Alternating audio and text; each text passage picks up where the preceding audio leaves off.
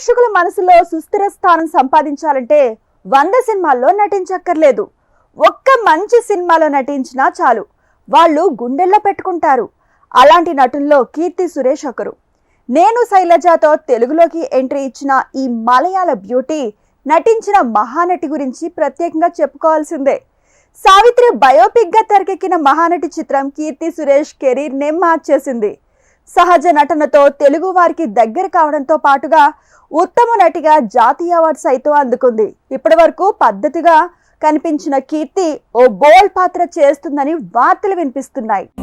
కీర్తి సురేష్ మలయాళ beauty అయినప్పటికీ తెలుగులోని అభిమానుల్ని ఎక్కువగా సంపాదించుకుంది. ఇప్పటి వరకు పద్ధతిగా కనిపించిన కీర్తి బోల్డ్ పాత్ర చేస్తుండటం అభిమానులకు షాక్ గా మారింది. అయితే ఇప్పటి వరకు ఈ వార్తపై కీర్తి సురేష్ గాని మూవీ యూనిట్ గాని అధికారికంగా స్పందించలేదు. ఇదిలా ఉండగా నాని నటిస్తున్న ది పారడైజ్ సినిమాలో కూడా వేశ్య పాత్రలో నటిస్తోందని మరో గాసిప్ వినిపిస్తోంది.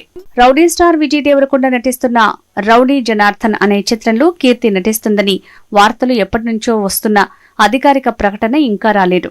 ఈ విషయమై ఇటీవల మీడియా ఆమెను ప్రశ్నించగా ఆ విషయాన్ని చిత్ర యూనిట్ ని అడగండి అంటూ తప్పించుకు తిరుగుతోంది కేరళ కుట్టి.